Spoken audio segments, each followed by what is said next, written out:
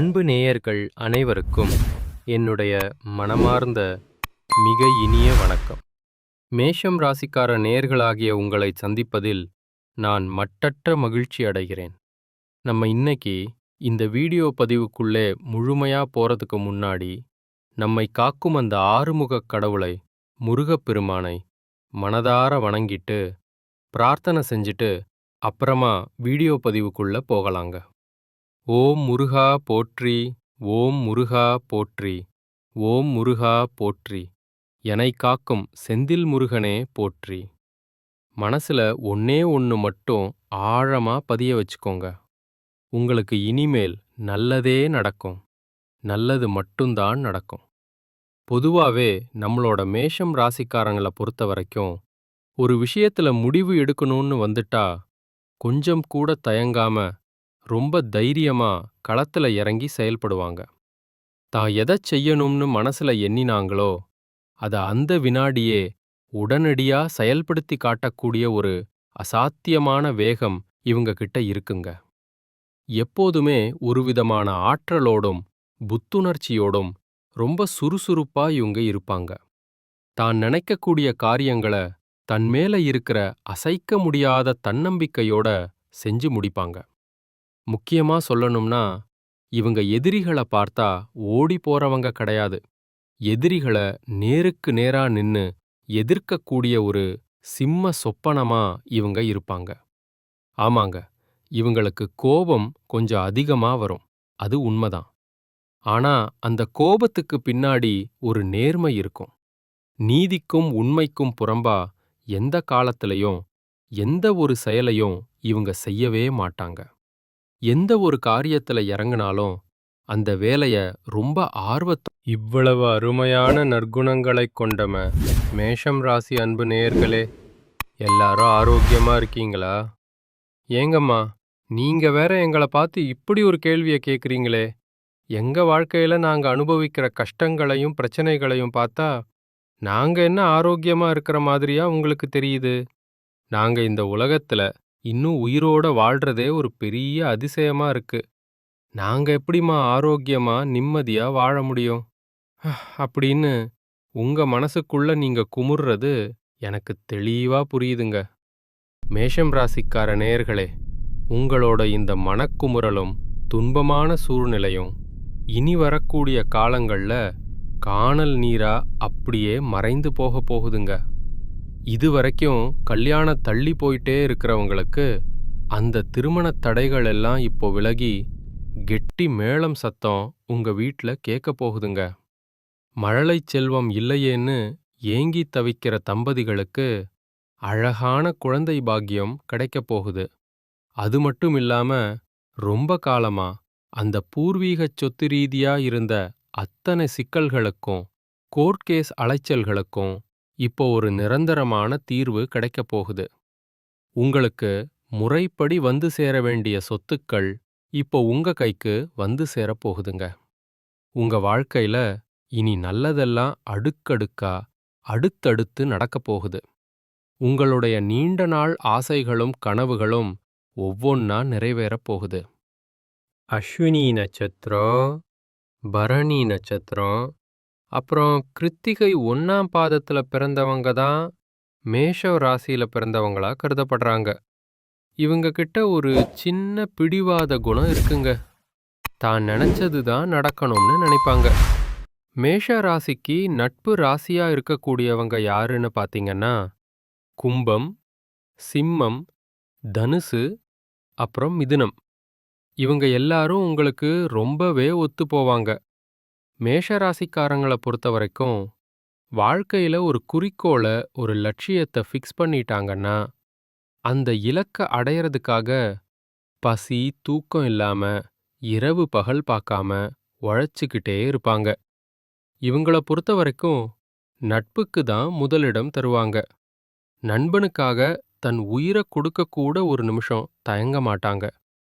தன்னோட குடும்பத்துக்காக ஒட்டுமொத்த வாழ்க்கையுமே அர்ப்பணிக்கக்கூடிய தியாக மனம் கொண்டவங்க நீங்க. மத்தவங்க இதெல்லாம் செய்ய முடியாதுன்னு தள்ளி வைக்கிற விஷயத்த கூட உங்க தைரியத்தால முன்னெடுத்து செஞ்சு அந்த காரியத்துல வெற்றியை காணக்கூடியவங்க நீங்க.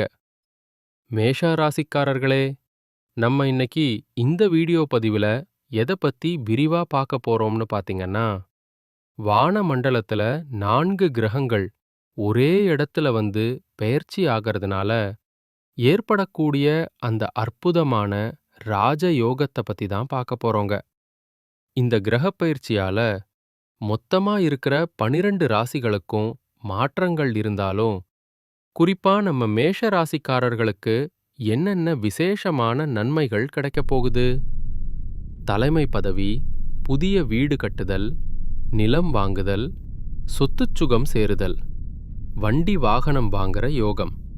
அப்புறம் மேஷம் ராசியின் பொதுவான குணங்கள்னு சொன்னாலே அது தைரியம், தன்னம்பிக்கை, நீதி, நேர்மை, அப்புறம் ஒழுக்கம் தாங்க. இந்த ராசிக்காரங்க எப்பவுமே அடுத்தவங்க தயவுல வாழ்றத விரும்ப மாட்டாங்க. சொந்த உழைப்பில முன்னுக்கு வரணும்னு நினைக்கிறவங்க.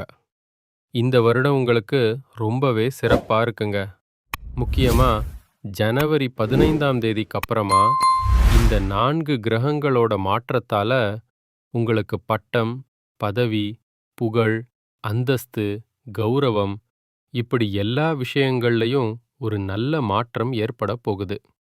சனி பகவான் வக்ர நிவர்த்தி அடையறதுனால வீடு சொத்து சம்பந்தப்பட்ட பிரச்சனைகள் எல்லாம் ஒரு முடிவுக்கு வரும்.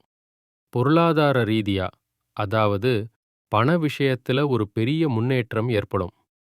4 கிரகங்கள் ஒன்றாக சேர்வதுங்கிறது வருடத்துல ஒரு முறை மட்டும்தான் நிகழக்கூடிய ஒரு அபூர்வமான நிகழ்வு.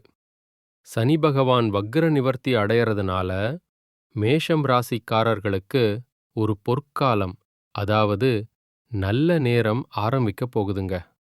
உங்க வாழ்க்கையில இனி நல்லது தாங்க நடக்கும். இதற்கு முன்னாடி வரைக்கும் மேஷ ராசிக்காரங்க ஏகப்பட்ட கஷ்டங்களை அனுபவிச்சிருப்பீங்க.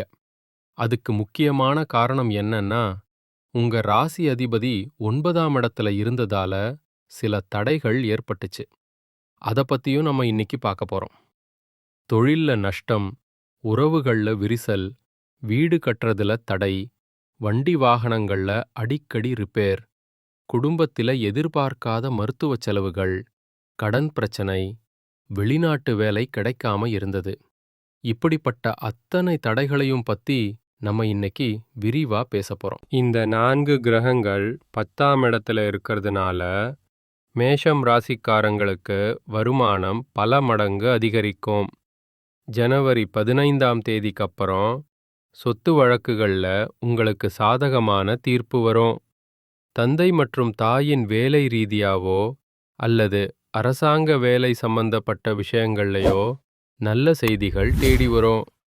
தனியார் நிறுவனத்துல வேலை செய்றவங்களுக்கு அழகான பதவி உயர்வு கிடைக்கும். உங்க ராசி அதிபதி உச்சத்துல இருக்கிறதுனால அரசாங்க வேலை கிடைக்க வாய்ப்பு 100% அதிகமா இருக்குங்க. இதுவரைக்கும் ப்ரொமோஷன் கிடைக்காதவங்களுக்கு இப்போ பதவி உயர்வு நிச்சயம் கிடைக்கும். வேலை, உத்தியோகம், அப்புறம் வெளிநாட்டு பயணத்துல இருந்த பிரச்சனைகள் சரியாகும். விசா பிரச்சனைகள் தீர்ந்து உங்களுக்கு குடியுரிமை கிடைக்க வாய்ப்பிருக்கு. கடன் பிரச்சனைகள் படிப்படியாக குறையும். உங்களுடைய சாதுரியமான பேச்சின் மூலமாவே கடன்களை சமாளிச்சு வெளியே வந்துடுவீங்க. கமிஷன் வியாபாரம் செய்றவங்க, ஐடி துறை, கம்ப்யூட்டர் சார்ந்த துறைகள்ல வேலை செய்பவர்களுக்கு இது ரொம்பவே ஒரு பொற்காலங்க. தாய்மாமன் மற்றும் சகோதர உறவுகள்ல இருந்த கசப்புகள் நீங்கி உறவு மேம்படும். கமிஷன், வியாபாரம், நெருப்பு சம்பந்தப்பட்ட தொழில், இரும்பு சம்பந்தப்பட்ட தொழில், ஷேர் மார்க்கெட்டிங், அப்புறம் மருத்துவத் துறையில படிக்கிற மாணவர்களுக்கு இது ஒரு அற்புதமான நேரங்க. எலக்ட்ரிக்கல் வேலை செய்றவங்க, வண்டி வாகனம் ஓட்டுறவங்க, இரும்பு சம்பந்தப்பட்ட தொழில் செய்றவங்க, ஆசிரியர்கள் இவங்களுக்கெல்லாம் நல்ல மாற்றங்கள் ஏற்படும். வெளிநாட்டுல இருக்கிற மேஷ ராசிக்காரர்களுக்கு லாட்டரி யோகம் அடிக்கும் வாய்ப்பு கூட அதிகமா இருக்குங்க. உங்க ஜாதகத்தை ஒருமுறை பார்த்து உங்களுக்கு ராசியான எண்ணை தேர்ந்தெடுத்து நீங்க லாட்டரி டிக்கெட் வாங்கினா அதுல ஒரு மிகப்பெரிய வெற்றி கிடைக்க வாய்ப்பு இருக்கு. திருமணத் தடைகள் நீங்கும். உங்களுடைய காதல் திருமணம் பெற்றோர்களின் ஆசியோடு கைகூடி நடக்கும். குழந்தை பாக்கியத்துக்காக ஆவலோடு காத்துக்கிட்டு இருக்கிற தம்பதிகளுக்கு, மருத்துவ ரீதியா முயற்சி பண்றவங்களுக்கு ஒரு இனிப்பான செய்தி வந்து சேருங்க. உடல் ஆரோக்கியம் ரொம்பவே மேம்படும். இதுவரைக்கும் உங்களை வாட்டி எடுத்த அந்த மருத்துவ செலவுகள் அப்படியே குறையப் போகுது. மேஷ ராசிக்கு இனிமே கெட்டது நடக்காதுங்க, நல்லது மட்டுமே நடக்கும்.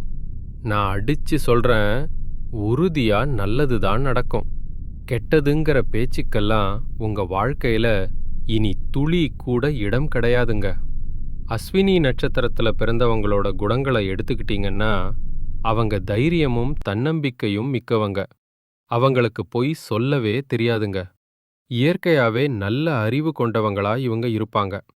மருத்துவத்துறை, ஆராய்ச்சித்துறை, கெமிக்கல் துறை, வண்டி வாகனத் துறைகள்ல இவங்களுக்கு ஆர்வம் அதிகமா இருக்கும். சுக்கிரன் வக்கிரமா இருந்ததால இதுவரைக்கும் ஏற்பட்ட பிரச்சனைகள் இப்போ நீங்கிடும். அரசாங்க வேலை, சுபமான திருமண வாழ்க்கை, குழந்தை பாக்கியம், காதல் திருமணம், வெளிநாட்டில வேலை செய்யும் வாய்ப்பு, இப்படி எல்லாத்துலயும் ஒரு நல்ல திருப்பம் ஏற்படும். அடுத்ததாக பரணி நட்சத்திரம். உங்களுக்கு இந்த மாதம் எப்படி இருக்க போகுதுன்னு பார்க்கலாம். பரணி நட்சத்திரத்துல பிறந்தவங்க ரொம்ப நாகரீகமானவங்க, ஒழுக்கமானவங்க. ஒரு விஷயத்த கற்பனை திறத்தோடும் திறமையோடும் செய்யக்கூடியவங்க. உங்களுக்கு இந்த மாதம் வீடு, நிலம், புதுசா வண்டி வாகனம் வாங்குற யோகம் கைகூடி வந்திருக்குங்க. படிப்பு மற்றும் தொழில்ல ஒரு மிகப்பெரிய வளர்ச்சி ஏற்படும். கார்த்திகை நட்சத்திரத்துல பிறந்தவங்களுக்கு உத்தியோகத்துல நல்ல மாற்றங்கள், அப்புறம் முன்னேற்றங்கள் ஏற்படும். அரசாங்க வேலைக்கு முயற்சி பண்ணா கண்டிப்பா கிடைக்கும். வெளிநாடு செல்லும் வாய்ப்பு, உயர்கல்வி, தொழில்ல ஒரு தலைமை பதவி, இப்படி எல்லா விஷயங்கள்லையும் உங்களுக்கு ஒரு அதிர்ஷ்டம் காத்துக்கிட்டு இருக்குங்க. உங்களுடைய நீண்டகால ஆசைகள், கனவுகள் எல்லாமே நிறைவேறப் போகுது. இந்த உலகத்துல யாருங்க நிஜமான கோடீஸ்வரன்?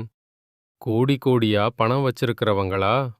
இல்ல புடிச்ச உணவுகளை வகை வகையா சாப்பிடுறவங்களா? இல்ல புடிச்ச உறவுகள் கிட்ட மணிக்கணக்கா பேசுறவங்களா? நிஜத்தை சொல்லப்போனா இதுல யாருமே உண்மையான கோடீஸ்வரன் கிடையாதுங்க. யார் ஒருத்தவங்க எந்த விதமான நோய் நொடிகள் இல்லாம, மனசுல எந்த கவலையும் இல்லாம நிம்மதியா ஒரு தூக்கத்தை போடுறாங்களோ அவங்க தாங்க இந்த உலகத்திலேயே சிறந்த கோடீஸ்வரன். அப்படிப்பட்ட ஒரு உன்னதமான கோடீஸ்வரன் ஆகக்கூடிய யோகம் உங்களுக்கு இந்த மாதம் அமைஞ்சிருக்குதுங்க. உங்க வாழ்க்கையில இனி வரக்கூடிய காலங்கள்ல கவலை, கண்ணீர் அப்படிங்கிற பேச்சுக்கே இடம் கிடையாது. இதுநாள் வரைக்கும் உங்க மனச அழுத்திட்டு இருந்த பாரங்கள் எல்லாம் இனிமேல் காணாம போக போகுது. நீங்க ரொம்ப சந்தோஷமான, ஆரோக்கியமான வாழ்க்கைய வாழப் போறீங்க. உங்க வீட்ல சந்தோஷம் நிலைச்சிருக்க போகுது. குலதெய்வம் எங்கேயோ இருக்குது, என்னமோ இருக்குது, நம்மள கண்டுக்கலையே அப்படின்னெல்லாம் நீங்க வருத்தப்பட வேண்டாங்க. நீங்க எங்க இருந்தாலும் உங்க வீட்டு பூஜை அறையில ஒரு தீபம் ஏத்தி வச்சு, அந்த தீப ஒளியில என் குலதெய்வம் இருக்குதுன்னு நினைச்சு வழிபாடு செய்யுங்க. உங்களுக்கு உங்க குலதெய்வமே தெரியாவிட்டாலும் பரவாயில்ல. ஏதாவது ஒரு நல்ல நாள்ல மனசார குலதெய்வத்தை நினைச்சு பிரார்த்தனை பண்ணுங்க. குலதெய்வ வழிபாடு உங்க குலத்தையே காக்கும், உங்க வம்சத்தையே தலைக்கச் செய்யும். முதல்ல குலதெய்வத்தை கும்பிடுங்க. அப்புறம் உங்களுக்கு பிடிச்ச இஷ்ட தெய்வங்களை கும்பிடுங்க. நீங்க நினைக்கலாம், எந்த கோயிலுக்கு போனாலும் என்ன பரிகாரம் பண்ணாலும் எனக்கு ஒரு முன்னேற்றமுமே இல்லையே அப்படின்னு. தினமுமே நீங்க காலையில தூங்கி எந்திரிச்ச உடனே சூரிய பகவான ஒரு முறை நமஸ்காரம் பண்ணுங்க. அந்த சூரியனுடைய அனுக்கிரகம் உங்களுக்கு இருந்தாலே போதும். மற்ற கிரகங்கள் உங்களுக்கு சாதகமா இல்லைனா கூட அந்த சூரியனுடைய பிரகாசம் உங்க வாழ்க்கையவே ஒளிமயமா மாத்திடும். அந்த தெய்வீக வெளிச்சம் உங்களை வந்து சேரும்போது உங்க வாழ்க்கையில இருக்கக்கூடிய கண்ணீர் எல்லாம் தானாவே கரைஞ்சு போயிருங்க. உங்க ராசிக்கு அதிபதியான செவ்வாய் பகவான் இப்போ 6ஆம் இடத்துல இருக்காருங்க. இதனால நீங்க ரொம்ப துடிப்பு மிக்கவரா, எனர்ஜியோட இருக்க போயிருக்கீங்க. முருகப்பெருமானின் அருள் உங்களுக்கு எப்போதுமே இருக்குங்க. 3ஆம் இடத்துல குருவும் சுக்கிரனும் அமர்வதால ஒரு பெரிய மாற்றத்தை எதிர்பார்த்து நீங்க காத்துக்கிட்டு இருப்பீங்க. அந்த மாற்றம் நிச்சயமா நடக்கும். முக்கியமா 30 வயத தாண்டியவங்க இதுவரைக்கும் மனவேதனை, மன வருத்தம், மன அழுத்த